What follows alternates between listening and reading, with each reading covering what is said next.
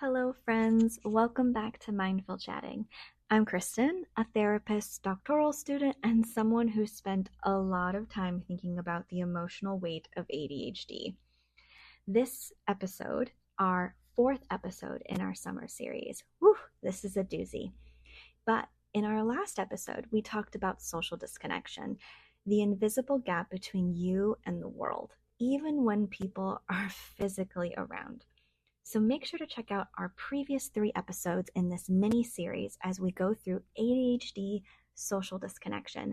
And now, this episode, we're talking about one layer deeper. We're talking about loneliness, the kind that kind of sticks with you, even in a house full of people, the kind that feels like being underwater while everyone else is breathing just fine. And more importantly, we're talking about why this feeling shows up so often for women with ADHD and how we've been taught to hide it. So grab your comfort drink. Let's go. So I'm going to be real before we get deeper in this. There are times, and still are times in my life, where I have relationships, the family, the full house, the group text, and I still feel completely alone. Not because I didn't have love, I have a bunch of love, but because I couldn't feel seen inside any of it. My mind was always moving and still is. It's always scanning, always trying to figure out what I missed. I'd leave conversations wondering if I was too intense, too distracted, too sensitive, too really everything. I didn't realize it then, but that loneliness, it was actually ADHD and still is. And it was grief over the version of connection that I really wanted, but never quite got. And sometimes I still don't get. The hardest part was not being able to explain it back then. How do you tell someone I love you, but I still feel emotionally invisible? How does that go? But that's what ADHD loneliness is. It's not just absence, it's disconnection in the presence of people you care so deeply about. But for some reason, it's just not attaching. So let's talk about loneliness and ADHD. In my dissertation, I'm exploring how ADHD symptoms impact social functioning. And one of the biggest emotional outcomes I found was loneliness. Not just occasional sadness, but chronic, deep-seated emotional isolation. Research shows that women with ADHD are more likely to report a persistent sense of not belonging, struggles with maintaining close friendships, emotional fatigue after socializing, and a fear of being misunderstood or rejected. Even in women with supportive relationships, loneliness scores were actually higher. And that tells us it's not about the quantity of relationships, it's about the quality of emotional attunement. And ADHD disrupts that attunement.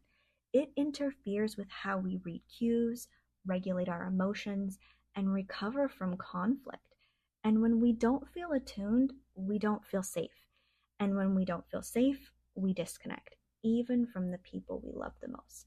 And that's why loneliness becomes a pattern, not just a moment.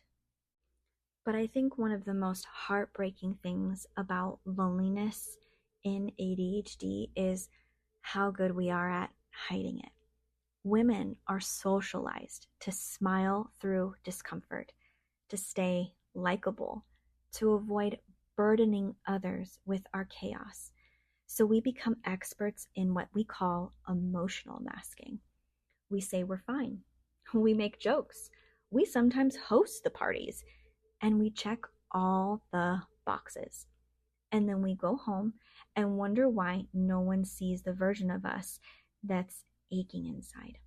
The truth is, ADHD makes connection more effortful, and the effort makes it harder to relax. That doesn't mean we're doomed to isolation, but it does mean we need to stop blaming ourselves for needing recovery time or for feeling like we're missing something others seem to have it all figured out. Loneliness is not failure. It's actually feedback. Feedback that we need deeper, safer, and more regulated forms of connection, not just with other people, but also with ourselves. So here's what I want you to take away from this. Loneliness isn't proof that you're unworthy. It's not evidence that you've failed at friendship or that you're too much or too inconsistent. Loneliness should be a signal that your brain and body are craving a form of connection that actually nourishes you, not just with other people, but also with yourself. That might mean less group chats and more one-on-one slow time. That might mean fewer yeses to things that drain you. That might mean learning how to be present with people without masking. In therapy, we call this relational attunement. And what I've learned, both in research and in my own life, is that people with ADHD often need deeper relational rituals to feel safer. You are not needy. You just need more intention in your connection, and that's okay. So if you've ever felt this kind of loneliness that we talked about today, and you're a woman between ages 18 to 40 with ADHD symptoms, I'd love to invite you to be a part of my study. Your participation is anonymous and takes just about 15 minutes, but the impact could be so much bigger. You'd be helping shape how we talk about ADHD, not just in classrooms and in clinics, but in real life. Next week, we're going to look at how executive dysfunction shows up in relationships, from ghosting to people-pleasing to forgetting what someone just said mid-conversation. Ugh, I hate that. Until then, I hope this episode gave you some language for something you've been feeling your whole life. And you're not broken, you're not needy, you're not cold. You're just tired of performing connection instead of living inside of it. And that's a pain we can name. And when we name it, we can heal it. Thank you so much for sticking around. I